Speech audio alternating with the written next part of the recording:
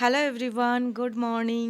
তো বাড়িতে আজকে আমার প্রথম সকাল, আর সকাল সকাল ঘুম থেকে উঠে আমরা পিঠে নিয়ে গল্প করতে বসে পড়েছি। খানিকক্ষণ গল্প করার পর আমরা যার যার কাজে নেমে পড়লাম। আসলে বাড়িতে কিছুদিন ধরে বেশ কাজকর্ম চলছিল ঘরের, তো সেইগুলোর জন্য ভীষণ ধুলো জমে গেছে। তাই আমরা সবাই মিলে একটু ঘর পরিষ্কারের কাজে নেমে পড়লাম। আর বাড়িতে আসার কিন্তু আমার একটা কারণ আছে, সেটা তোমরা পরে জানতে পারবে, আমি তোমাদের পরে বলবো। কাজ করতে করতে আমাদের একটু খিদে পেয়ে গেছিলো, তারপরে আমরা একটু পরোটা আনিয়েছিলাম। দাদা এনে দিয়েছিল পরোটাটা।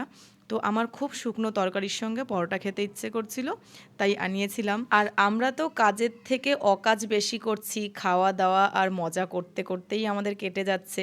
এখানে আমরা সবাই সবাইকে তুলে দেখছিলাম কার কতটা ওয়েট, কে কার থেকে বেশি শক্তিশালী, এই সমস্ত কিছু করে বেড়াচ্ছিলাম আমরা। আর আমি জানো তো বেশ 5 থেকে 6 কিলো ওয়েট লস করেছি, আর বোন খানিকটা ওয়েট গেইন করেছে। তো ও তো ভীষণ টেনশানে পড়ে গেছে। আমার আর বোনের সবসময় একটা 5 কিলো ওয়েটের ডিফারেন্স থাকে, মানে আমি সবসময় ওর থেকে 5 কিলো ওয়েট বেশি থাকে আমার, আর ওর 5 কিলো কম থাকে। তো সেখানে দাঁড়িয়ে ওর ওয়েট এখন আছে 47, আর আমার আছে 48। তো তার জন্য বোন তো ভীষণ টেনশানে পড়ে গেছে যে তুই তো খুব রোগা হয়ে গেছিস, আমি ভীষণ মোটা হয়ে গেছি। এবার যে মেয়েটা কি কি করবে সেটা সবাই জানি আমরা।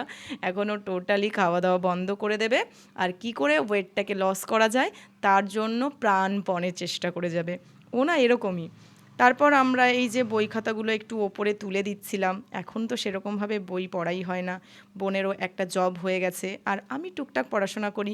তার জন্য আমি সব নিয়ে এসেছি আমাদের ও বাড়িতে বই খাতা, ওই জন্য সমস্ত কিছু ওপরে তুলে দিলাম। আর এখানে দেখো চেষ্টা করছে যে আমি কত ছোট জায়গা দিয়ে বের হতে পারি। তো বলছে, দেখেছিস আমি কতটা মোটা হয়ে গেছি যে আমি এখান দিয়ে বেরোতে পারছি না। কাজকর্ম আমাদের অলমোস্ট ডান, আর এখানে আমরা দু বোন ভীষণ টায়ার্ড হয়ে শুয়ে পড়েছি। যার যার মতো করে একটু ফোন ঘাঁটতে ব্যস্ত হয়ে পড়েছি। তারপর আমরা স্নান সেরে এসে দুজনে একটু গল্প করব। আমি এসছি প্রায় 20 ঘন্টা মতো হয়ে গেছে, এখনও বোনের সঙ্গে সেরকমভাবে আড্ডা দেওয়া হয়নি, গল্প করা হয়নি। তো এখন আমরা দু বোন একটু আড্ডা দেব, গল্প করব। তো আজকে আসছি, দেখা হচ্ছে কাল, ততক্ষণে তোমরা খুব ভালো থেকো।